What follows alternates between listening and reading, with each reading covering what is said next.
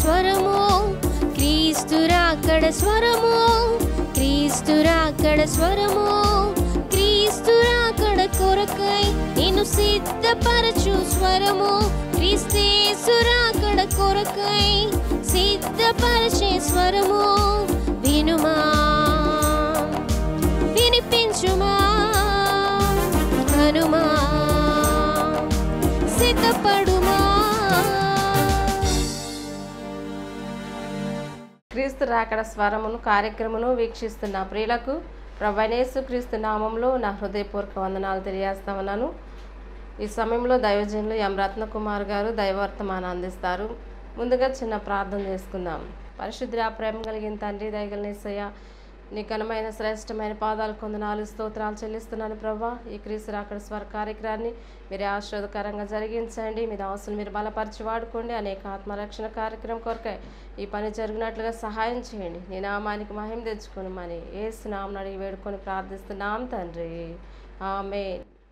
రాకడ స్వరము, క్రీస్తు రాకడ స్వరము, క్రీస్తు రాకడ స్వరము, క్రీస్తు రాకడ స్వరము. మన ప్రభువును రక్షకుడైన యేసయ్య పరిశుద్ధమైన నామమున క్రీస్తు రాకడ స్వరం కార్యక్రమం వీక్షించుచున్న ప్రియ వీక్షకులైన మీ అందరికీ నా హృదయపూర్వక వందనాలండి. బాగున్నారా ప్రియులారా? మరొకసారి మనందరూ ఈ రీతి కలుసుకోవడం చాలా సంతోషకరంగా ఉంది. మీరు కూడా ఈ కార్యక్రమం కొరకు ఎంతో ఆశతో ఎదురు చూస్తూ ప్రార్థన చేస్తూ ఈ కార్యక్రమం ద్వారా మేలు పొందుతూ ఉన్నందుకై నేను ప్రభువుని స్తుతిస్తున్నాను, ప్రభువును మహింపరుస్తున్నాను. ప్రియులారా, మనం కొద్ది సమయం దేవుని వాక్యాన్ని ధ్యానం చేసుకుందాం. ఈ క్రీస్తు రాకడ స్వరం అనే కార్యక్రమంలో స్క్రీన్ మీద మీకు కనబడుతున్నట్లుగా ఆత్మఫలము అనే అంశాన్ని గురించి మనం ధ్యానం చేస్తున్నాం.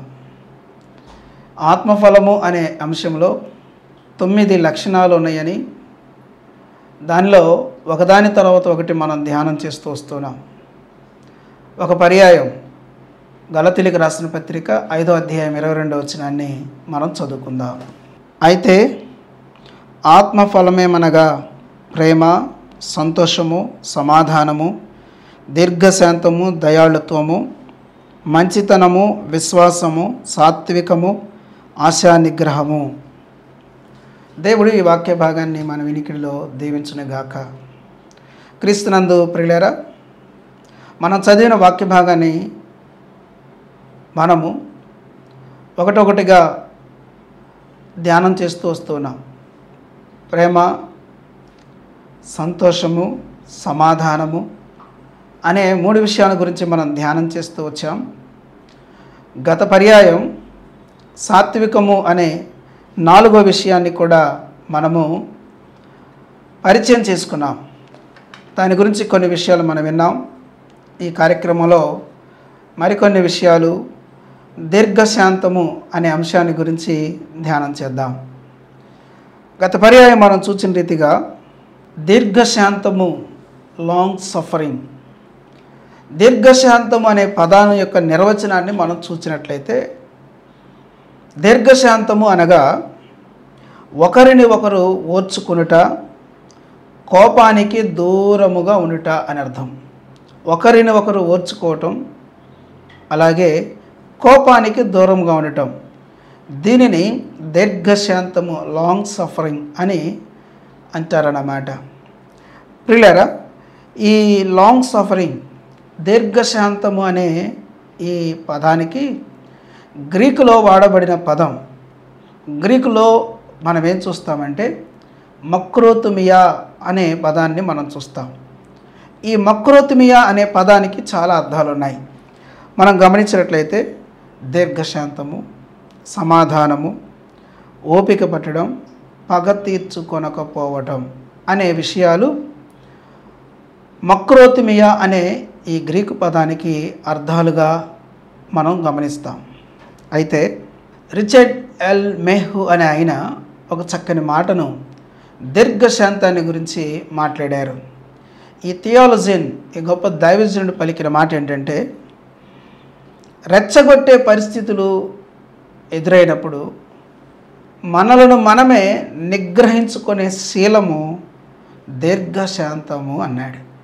మరొకసారి చెప్తాను, దీర్ఘశాంతం అనే పదానికి అర్థం ఏంటంటే, లేక దీర్ఘశాంతం అనే దానికి మేహ్యూ అనే ఒక థియాలజీని ఇచ్చిన నిర్వచనం ఏమిటి అని గనకంటే, రెచ్చగొట్టే పరిస్థితులు మనకు ఎదురైనప్పుడు మనలను మనమే నిగ్రహించుకునే శీలము అని చెప్పాడు.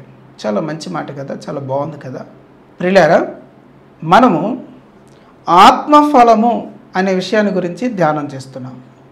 ఈ ఆత్మఫలము అనే విషయంలో మనం చూస్తున్న విషయం ఏమిటి అని అంటే, ఆత్మఫలము అనగా ఒక వ్యక్తిలో పరిశుద్ధాత్మ దేవుడు నివాసం చేస్తే ఆ వ్యక్తి జీవితం ఎలా ఉంటుంది, ఆ వ్యక్తిలో ఎటువంటి క్రియలు, ఎటువంటి లక్షణాలు కనపడతాయి అనేది ఆత్మఫలము అనే మాట యొక్క భావం అని మనం దాదాపు ప్రతిసారి చెప్పుకుంటూ వస్తూ ఉన్నాం.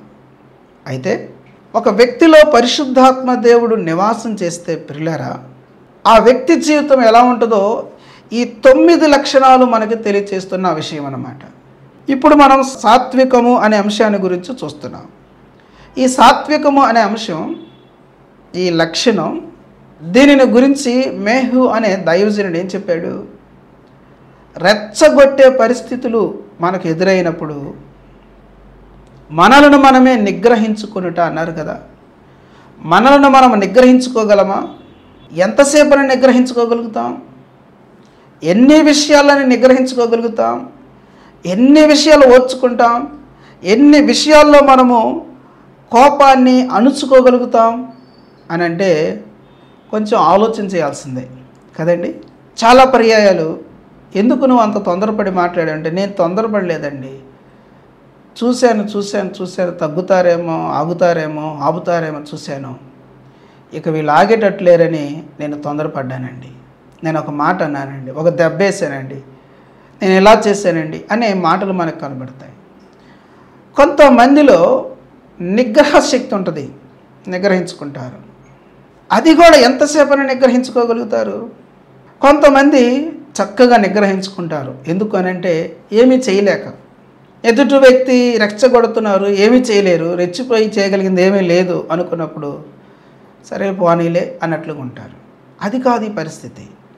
మనము ఏదైనా చేయగలిగి ఉండి కూడా రెచ్చిపోకుండా నిగ్రహించుకోవటం, ఇది మన వల్ల అవుతుందా అని అంటే కాదు. మనం ఏదైనా అనగలిగి ఉండి, మనం ఏదైనా చేయగలిగి ఉండి, చెప్పగలిగి ఉండి కూడా వాటిని చేయకుండా, అనకుండా మనం ఉంటున్నామనంటే అర్థం ఏంటంటే, ఎలా ఉండగలుగుతున్నామంటే అది మన శక్తి కాదు, పరిశుద్ధాత్మ దేవుడు మనకి అనుగ్రహించే శక్తి. ఆ లక్షణం మనలో కనబడేటట్లుగా చేయగలిగిన శక్తి కలిగిన వాడు పరిశుద్ధాత్మ దేవుడు అనే సంగతి ఇక్కడ మనం గుర్తుంచుకోవాల్సిన వారమైన ప్రియమైన దేవుని బిడ్డలారా, దేవుని పిల్లలు మనపడుతున్న మన జీవితంలో మనము ఖచ్చితంగా దీర్ఘశాంతము అనే ఈ శ్రేష్టమైన లక్షణాన్ని మన జీవితాల్లో కలిగి ఉండాలి. అపోస్తలుడైన పౌలు గారు కొలసీలకు రాస్తూ 1వ అధ్యాయం 9 నుంచి 12 వరకు ఉన్న భాగంలో, నేను మీ కొరకు ఈ విషయాల కొరకు ప్రార్థన చేస్తున్నాను అని 10 లేక 11 విషయాలు అక్కడ తెలియచేస్తూ వచ్చారు. అయితే వాటన్నిటినీ మనం చూడం, కానీ ఒకసారి దీర్ఘశాంతాన్ని గురించి పౌలు గారు అక్కడ ఏం మాట్లాడారో ఆ మాటను మనం చూద్దాం. కొలసీ పత్రిక 1వ అధ్యాయం 11వ వచనం, ఆనందముతో కూడిన పరిపూర్ణమైన ఓర్పును దీర్ఘశాంతమును కనుపరుచునట్లు అనే మాట చదువుతున్నాను. ఆనందముతో కూడిన పరిపూర్ణమైన ఓర్పును దీర్ఘశాంతమును అన్నాడు. మనము ఎటువంటి దీర్ఘశాంతాన్ని కనుపరచాలో ఇక్కడ పౌలు గారు జ్ఞాపకం చేస్తున్నారు, దేవునికి ప్రార్థన చేస్తున్నారు. ఎటువంటి దీర్ఘశాంతం? ఆనందముతో కూడిన పరిపూర్ణమైన ఓర్పు, పరిపూర్ణమైన దీర్ఘశాంతం. మన దీర్ఘశాంతం ఇంతకు మునుపు నేను చెప్పినట్లుగా ఏమీ చేయలేక నిగ్రహించుకోవడం కాదు. మక్రోతిమియా అనే పదానికి భావం దీర్ఘశాంతం అనగా తప్పదులే కాబట్టి ఓర్చుకోవడం కాదు. మనము మాట్లాడగలము, మనము తగిన పని చేయగలము, తగినట్లుగా ప్రవర్తించగలము, అయినా కూడా పరిశుద్ధాత్మ దేవుడు మనలో నివసించుడు చేత ఆయన మనకు అనుగ్రహించిన నిగ్రహ శక్తి చేత మనము రెచ్చిపోకుండా అణుచుకోవటం అనేది, లేక రెచ్చిపోకుండా మనం ప్రవర్తించటం అనేది పరిశుద్ధాత్మ దేవుని యొక్క కార్యం. ఇది ఎలా ఉండేదని అంటే ఆనందముతో కూడిన పరిపూర్ణమైన దీర్ఘశాంతం. నేను దేవుని బిడ్డను కదా, ఎట్లో గట్లో ఓర్చుకుంటానులే కాదు, ఆనందముతో కూడిన పరిపూర్ణమైన దీర్ఘశాంతం అంటున్నాడు. ఏమిటి ఆనందం? ఓర్చుకోవడంలో ఆనందం ఏంటి? మనం నిగ్రహించుకోవడంలో ఆనందం ఏంటనంటే దేవుడు దీనికి నాకు అద్భుతమైన ప్రతిఫలం ఇవ్వబోతున్నాడు, నా ప్రభువు దీన్ని గమనిస్తున్నారు, నాకు ప్రతిఫలము ఇవ్వబోతున్నారు, ఆహా నాకెంత ధన్యత కలిగింది. ఇది ఆనందం. నా ప్రభువు దీన్ని చూస్తున్నాడు, నాకు ప్రతిఫలం ఇస్తాడు. ఇది గొప్ప ఆనందం. ఇటువంటి దీర్ఘశాంతాన్ని మనం కలిగి ఉండాలి అని కొలస్సీయులని గురించి అపోస్తలుడైన పౌలు గారు ప్రార్థన చేస్తూ ఉన్నారు. ఎంత చక్కని మాట. అంత మాత్రమే కాకుండా సంఘములో మన యొక్క స్థితిగతులు ఎలా ఉండాలో ఎఫెసీయులకు రాసిన పత్రిక 4వ అధ్యాయం 1-2 వచనాల్లో తెలియజేస్తున్నాడు. దాన్ని కూడా మనం చదువుదాం. కాబట్టి మీరు సమాధానమను బంధము చేత ఆత్మ కలిగించు ఐక్యమును కాపాడుకొనుట యందు శ్రద్ధ కలిగిన వారై ప్రేమతో ఒకరినొకడు సహించుచు మీరు పిలువబడిన పిలుపునకు తగినట్లుగా దీర్ఘశాంతముతో కూడిన సంపూర్ణ వినయముతోనూ సాత్వికముతోనూ నడుచుకొనవలనని ప్రభువును బట్టి ఖైదీనైన నేను మిమ్మను బతిమాలుకొనుచున్నాను. గమనించారా? ఇక్కడ పౌలు గారు మాట్లాడుతున్న మాట ఏంటంటే మీరు పిలువబడిన పిలుపునకు తగినట్లుగా దీర్ఘశాంతముతో కూడిన సంపూర్ణ వినయమును సాత్వికమును కలిగి నడుచుకోవాలి అని చెప్తున్నాడు. పిలువబడిన పిలుపునకు తగినట్లుగా దేవుడు మనల్ని పిలుచుకున్నాడు. ఆ పిలుపునకు తగినట్లుగా మనము ఏం చేయాలంటే దీర్ఘశాంతముతో కూడిన సంపూర్ణ వినయం, ఆనందముతో కూడిన దీర్ఘశాంతం గురించి పౌలు గారు కొలస్సీయులతో మాట్లాడుతూ వాళ్ళ గురించి ప్రార్థన చేస్తూ ఎఫెసీయులతో మాట్లాడుతున్న మాట ఏంటంటే పిలువబడిన పిలుపునకు తగినట్లుగా దీర్ఘశాంతముతో కూడిన సంపూర్ణ వినయం. ఎంత అద్భుతమైన విషయమో చూడండి. క్రీస్తునందు ప్రియులారా, పరిశుద్ధాత్మ దేవుడు నాలో ఉన్నాడు అని సంబరపడటం కాదు, ఆయన మనలో ఉన్నట్లుగా మన జీవితంలో కనపడాల్సిన విధానము పరిశుద్ధ గ్రంథం మనకి స్పష్టంగా తెలియజేస్తున్నది. పరిశుద్ధాత్మ దేవుడు మనలో నివాసం చేస్తే సాత్వికముతో కూడిన జీవితము, దీర్ఘశాంతముతో కూడిన జీవితము మనం కలిగి ఉంటాం. ఆత్మఫలం చాలా స్పష్టంగా చాలా చక్కగా మనలో కనబడుతుంది అనే సంగతిని మనం గుర్తుపెట్టుకోవాలి. ప్రియులారా, ఎంత అద్భుతమైంది. అసలు దీర్ఘశాంతము అనేది దేవాది దేవుని యొక్క లక్షణం. ఆ దీర్ఘశాంతము మనలో ఉంటూ మనలో నివాసము చేస్తూ పరిశుద్ధాత్మ దేవుడు మనకు అనుగ్రహించే గొప్ప లక్షణము దీర్ఘశాంతము. ఎంత అద్భుతమైంది. ఆయన దీర్ఘశాంతుడు అని పేరుంది. దేవునికి ఉన్న పేరేంటో తెలుసా? దీర్ఘశాంతుడు, దీర్ఘశాంతము కలిగిన వాడు అని ఆ లక్షణము దేవునిది. ప్రియులారా, ఆ లక్షణము దేవాది దేవుడైన పరిశుద్ధాత్ముడు కూడా కలిగి ఉన్న లక్షణమే కాబట్టి ఆయన ద్వారా మనకు ఆ లక్షణము అనుగ్రహించబడుతుంది. ఎంత అద్భుతమైన విషయం. కోపాన్ని నియంత్రించుకోవటం అనేది జీవితంలో ఒక అద్భుతమైన కళ. ఎందుకు అని అంటే సహజంగా మానవులమైన మనకి కోపమే కనుక వచ్చిందనుకోండి, దానిని నియంత్రించుకోవటం చాలా కష్టం అన్నమాట. కానీ ఆ కోపం వచ్చినా కూడా దానిని నియంత్రించుకొని ప్రియులారా ప్రశాంతంగా దైవ చిత్తానుసారమైన సంతోషముతో ఆనందముతో ముందుకు వెళ్ళటం అనేది ఒక అద్భుతమైన కళగా మనం జ్ఞాపకం పెట్టుకోవాలి. ప్రియులారా, జాగ్రత్తగా వినండి. ఈ కోపానికి ఉన్న ఒక గుణం ఏంటో తెలుసా? కోపము మన మనస్సును, మన సంభాషణను, మన సంబంధాలను, చివరకు మన జీవితాన్నే సర్వనాశనము చేయగలిగిన శక్తి కలిగినది. కోపము ఎంత భయంకరమైనదంటే మన మనస్సును పాడు చేస్తుంది, మన సంభాషణను పాడు చేస్తుంది, సంబంధాలను నాశనం చేస్తుంది, చివరికి మన జీవితాన్ని సర్వనాశనం చేస్తుంది. కోపం అంత భయంకరమైంది. కోపాన్ని బట్టే కదా మోషే అంతటి గొప్ప దైవజనుడు, భూమి మీద మిక్కిలి సాత్వికుడు అనే పేరు పొందిన గొప్ప దైవజనుడు చిన్న కోపాన్ని బట్టే కదా కనాను చూడకుండా మధ్యలోనే జీవితం ముగించుకోవాల్సి వచ్చింది. ప్రియమైన దేవుని బిడ్డలారా, జాగ్రత్తగా విషయాలు మనం గుర్తుపెట్టుకోవాలి. ఎన్నో కుటుంబాల్లో ఎందరో వ్యక్తులుగా జీవితాల్లో మనం చూస్తే మనస్సులు పాడైపోయి, సంబంధాలు పాడైపోయి, సంభాషణ పాడైపోయి, ఏకంగా జీవితాలే సర్వనాశనం చేసుకున్న వ్యక్తులు సమాజంలో మనకి ఎందరో కనబడుతుంటారు. అటువంటి పరిస్థితి దేవుని పిల్లలమైన మనకు రాకూడదు కదా.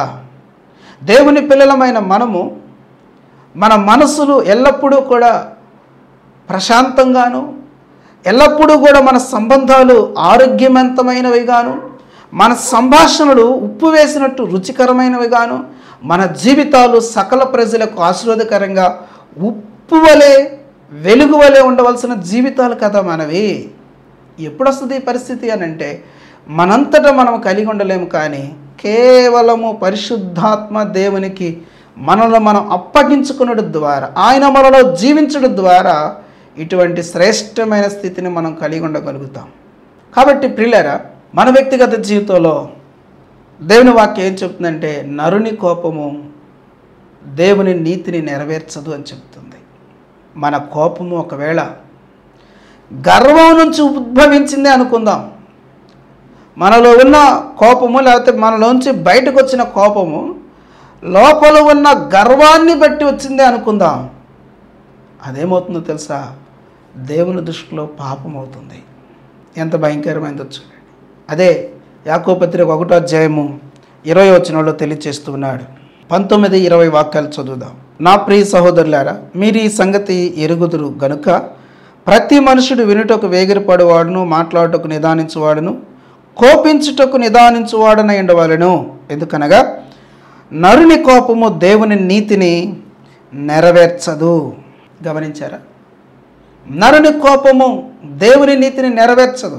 దేవుని నీతికి విరోధంగా ప్రవర్తింప చేసేది ఏంటిదనంటే మానవుని యొక్క కోపం. కాబట్టి దేవుని పిల్లలుగా మన జీవితాలు గుర్తుపెట్టుకోవాల్సింది, మనము దీర్ఘశాంతాన్ని కలిగి మన వ్యక్తిగత జీవితాలు ముందుకు కొనసాగించుకోవాల్సిన అవసరతను దైవ లేఖనం మనకి జ్ఞాపకం చేస్తున్నది. ప్రియమైన దేవుని బిడ్డలారా, దయచేసి జాగ్రత్తగా వినండి. ఒక వ్యక్తిలో దీర్ఘశాంతమే గనక ఉన్నట్లయితే దీర్ఘశాంతము ఏమి చేస్తుంది, ఒక వ్యక్తిని ఎలా ఉంచుతుంది అని అంటే దైవలేఖనం మనకేం తెలియజేస్తుందో కొన్ని విషయాలు మనం చూద్దాం. చూడండి, సామెతల గ్రంథకర్త ఈ విషయాలు చాలా స్పష్టంగా, చాలా అద్భుతంగా తెలియజేశాడు. కొన్ని విషయాలు మనం చూద్దాం. సామెతల గ్రంథం 14వ అధ్యాయము 29వ వచనాన్ని చదువుకుందాం. దీర్ఘశాంతము గలవాడు మహావివేకి, ముంగోపి మూఢత్వమును బహుమానముగా పొందును. దీర్ఘశాంతము ఒక వ్యక్తిని మహావివేకము కలిగిన వ్యక్తిగా మార్చుతుంది. వివేకం అనేది మానవ జీవితానికి చాలా ముఖ్యమైనది. ఒక స్త్రీ ఎంత ఖరీదైన వస్త్రాలు ధరించినా, ఎంత ఖరీదైన ఆభరణాలు ధరించినా ఆ స్త్రీకి వివేకమే లేదనుకోండి. దేని వాక్యం ఏం చెప్తుంది? వివేకము లేని సుందర స్త్రీ పంది ముక్కునున్న బంగారు కమ్మి వంటిది అన్నాడు. ఆ స్త్రీకి ఎంత అందమైన ఉండనివ్వండి, తన యొక్క ఆభరణాలను బట్టో, వస్త్రాలను బట్టో, అలంకరణ బట్టో గొప్ప అందాన్ని ఆమె కలిగి ఉండొచ్చు, కానీ ఆ స్త్రీకి వివేకమే లేకపోతే అది పంది ముక్కును ఉన్న బంగారు కమ్మి వంటిదని దేవుని వాక్యం చెప్తుంది. వివేకం అనేది మానవ జీవితంలో చాలా విలువైనది. వివేకముగా మాట్లాడటం, వివేకముగా ప్రవర్తించటం మనకు ఘనతనిస్తుంది. మనలను ప్రజలకు సంతోషకరమైన వారిగా చేస్తుంది. అదే ముంగోపి అనగా ముందే కోపడేవాడు, ముఖం మీద కోపం ఉన్నవాడు మూఢత్వాన్ని బహుమానంగా పొందుకుంటాడు అని చెప్పి సామెతల గ్రంథకర్త అయిన సొలొమోను భక్తుని ద్వారా పరిశుద్ధాత్మ దేవుడు తెలియజేస్తున్నాడు. ఎంత ప్రమాదకరమైందో రెండు దేవుని వాక్యాన్ని చూద్దాం. 15వ అధ్యాయము 18వ వచనం చదువుదాం. కోపోద్రేకి ఎగువాడు కలహము రేపును, దీర్ఘశాంతుడు వివాదము నడిచివేయును. బాగుంది కదా, ఎంత చక్కని మాట. కోపోద్రేకి ఎగువాడు, కోపముతో కూడిన ఉగ్రత జీవితాన్ని కలిగిన వ్యక్తి, ఉద్రేకముతో కూడిన కోపం ప్రదర్శించే వ్యక్తి చేసే పనేంటో దేవుని వాక్యం చెబుతుంది. కలహం రేపుతూ కూర్చుంటారు. వారి వలన కలహం పుడుతూ ఉంటుంది, తగాదలు, వివాదాలు సంభవిస్తూ ఉంటాయి. అదే దీర్ఘశాంతం కలిగిన వ్యక్తి ఉన్నాడు అనుకోండి, ఎంత పెద్ద వివాదాన్నైనా ఒక చిన్న మాటతో దాన్ని అణిచివేయగలుగుతాడు. దీర్ఘశాంతం ఎంత గొప్పదో చూడండి.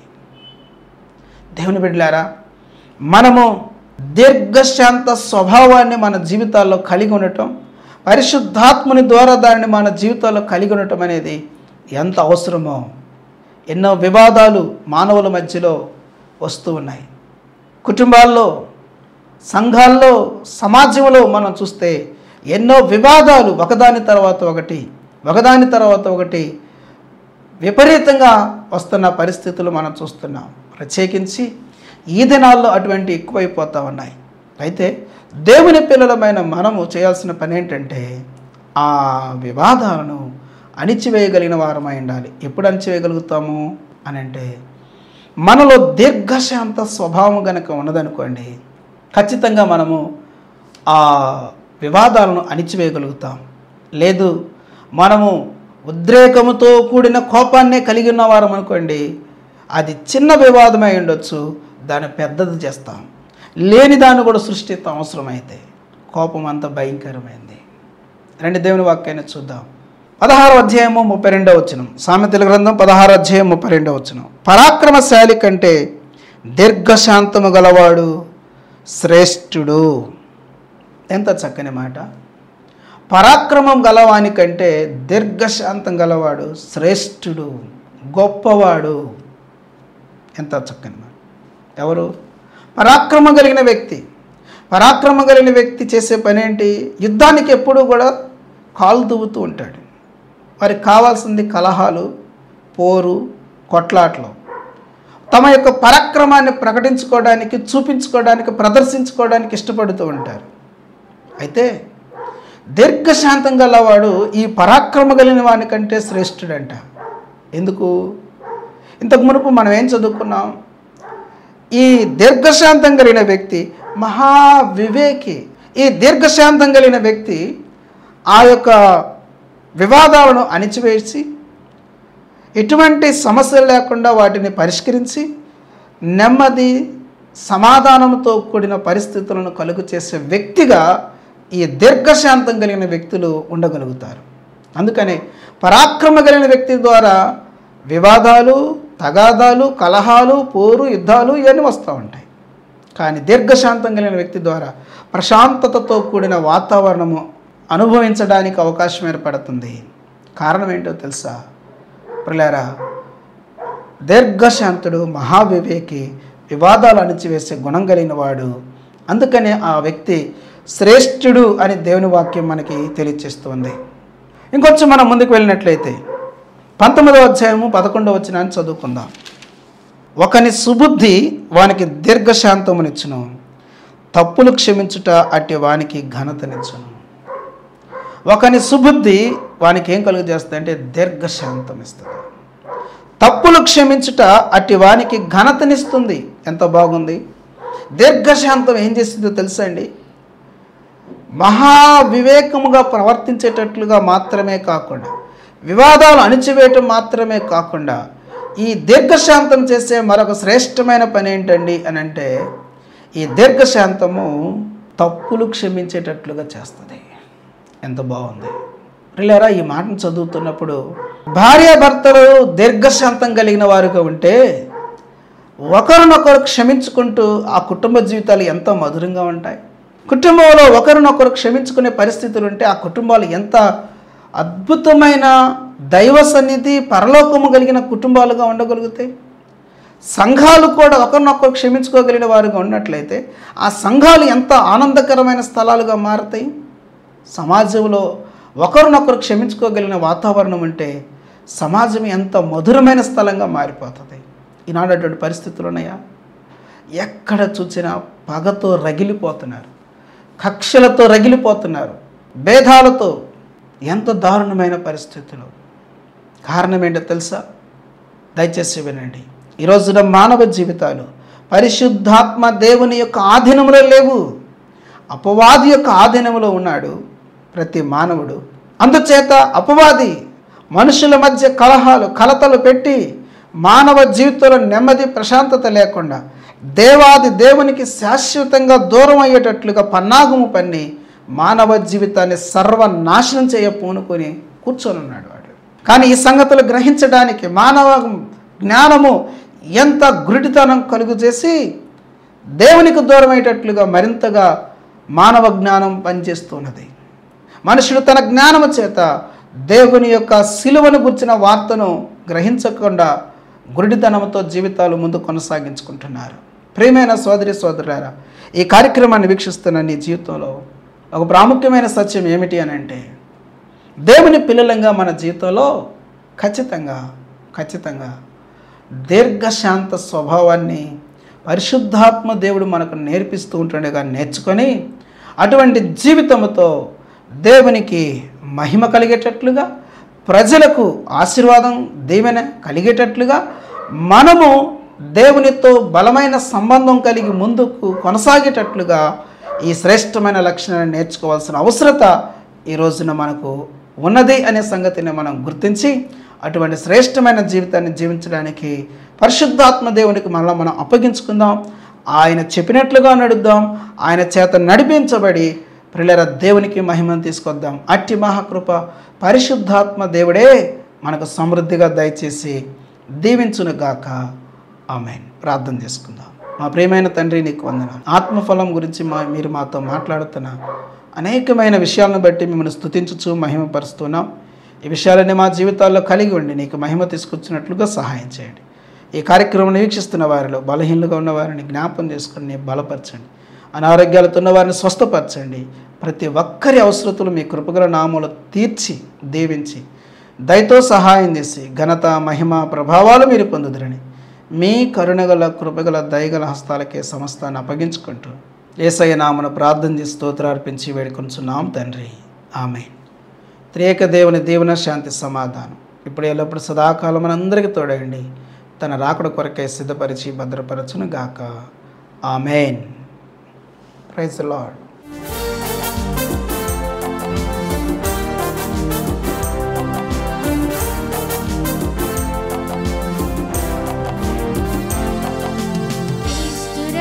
స్వరము క్రీస్తురాకడ స్వరము క్రీస్తురాకడ స్వరము క్రీస్తురాకడ స్వరము క్రీస్తురాకడ కొరకై నిన్ను సిద్ధపరచు స్వరము క్రీస్తేసురాకడ కొరకై సిద్ధపరచే స్వరము వినుమా.